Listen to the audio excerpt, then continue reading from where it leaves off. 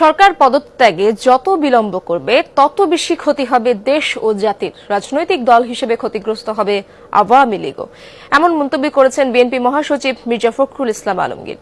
সকালে গুলশানে বিএনপি চেয়ারপারসনের কার্যালয়ে সংবাদ সম্মেলনে তিনি বলেন, দেশে গণঅভ্যুত্থানের সূচনা হয়েছে ছাত্র, শিশু, জনতার রক্তে রঞ্জিত এই সরকার।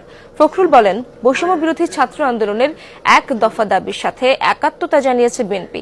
সরকার বিভিন্ন কূটকৌশলের মাধ্যমে পরিস্থিতি জটিল করে তুলছে এমন অভিযোগ তার।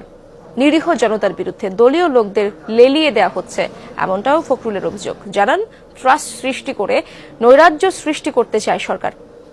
দলের সকল স্তরের নেতাকর্মী, সব রাজনৈতিক দল এবং সাধারণ মানুষকে এই আন্দোলনে শরিক হওয়ার আহ্বান জানান তিনি।